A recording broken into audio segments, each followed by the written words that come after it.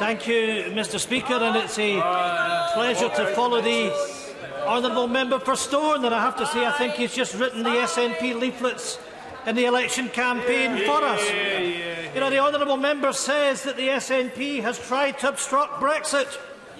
Well, Mr. Speaker, guilty as charged. Because let me explain to the House exactly why. We're used to referendums in Scotland. We've had two, one in 2014 and one in 2016. But crucially, Mr. Speaker, we were told in 2014 that Scotland stayed in the United Kingdom, that would be staying in Europe. But more than that, we were told that this was going to be a union of equals, that Scotland was going to be respected. And, Mr. Speaker, what has happened? Scotland in the European referendum voted by 62% to remain in Europe.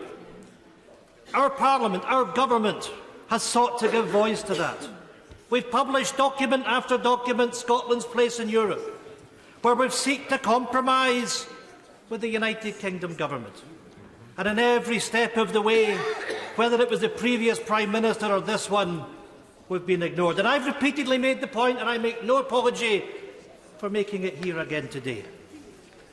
We on these benches are simply not prepared to sit back and allow Scotland to be taken out of the European Union against its will. So on that basis, Mr. Speaker, I welcome the opportunity of an election.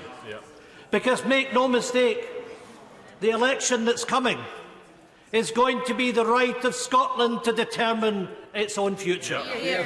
And we will reflect on everything which has happened since 2017, when 13 Scottish Conservatives were temporarily elected to this House. Because every step of the way, they've voted against Scotland's interests. They have given no consideration to the fact that every single local authority area in Scotland voted to remain. And, Mr. Speaker, just think about what Brexit would do to us. Just think about the challenge that we face of growing our population, a challenge that we have had for decades. But on the basis of free movement of people, one that we've risen to over the last few decades, our economy is growing. European citizens have made a contribution to our economy. We have collectively benefited from the right to live, work and travel in 28 EU member states.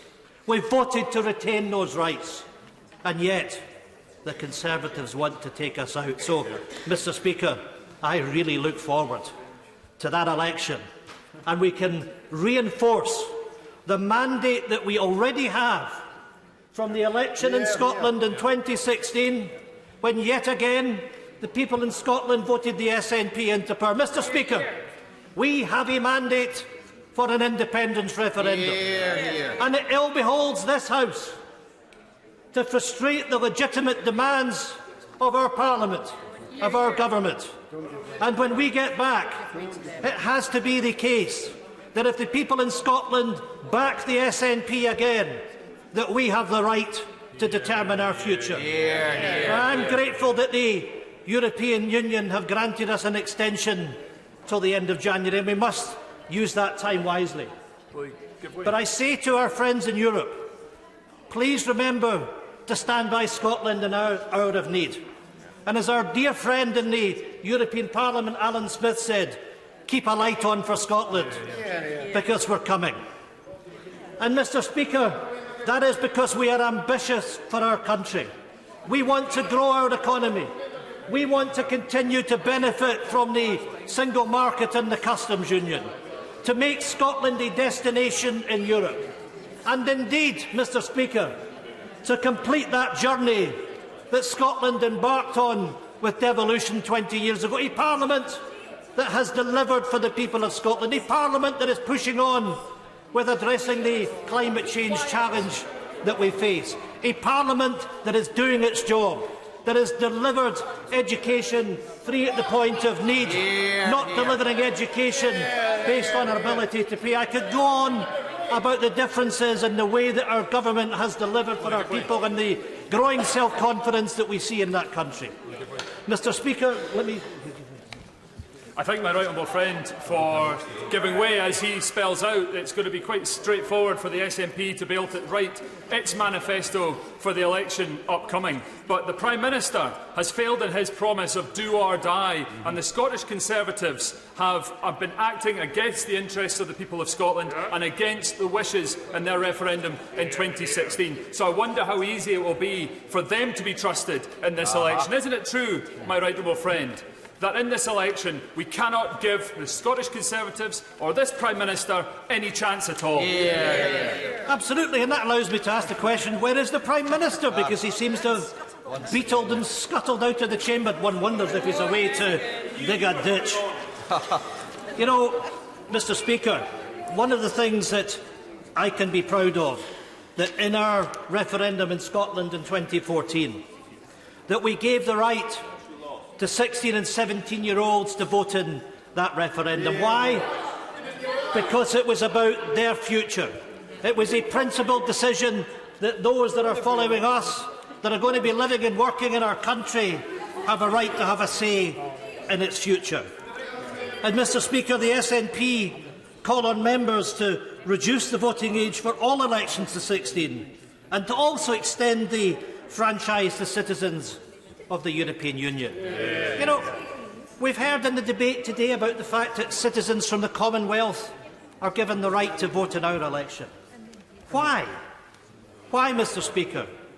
Is it the case that European nationals, that are our friends, that work with us, that are part of our community, whose rights are affected by what the Conservatives want to do not have that right to vote in our elections? That is an absolute disgrace. Those that pay taxes in our country should have rights of representation.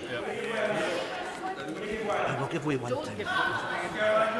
I thank the right honourable gentleman for giving way. Can the right honourable gentleman tell me, are there any other European countries which offer the right for European citizens not from their country to vote in their national elections? Scotland. Well, if the honourable lady was listening, I just explained it's something we do in Scotland. But you know, the problem, Mr. Speaker, for the Tories is they can never make a judgment on what is the right thing to do. And we're talking about EU citizens that are losing their rights. But let me just remind the House what the Prime Minister said way back in July, when he was responding to my honourable friend, the member for Glenrothes, and he was asking about the right to vote for EU nationals. And let me tell you what the Prime Minister said. Those guarantees, as the honourable gentleman knows, we are giving unilaterally in a supererogatory way. Well, there we are.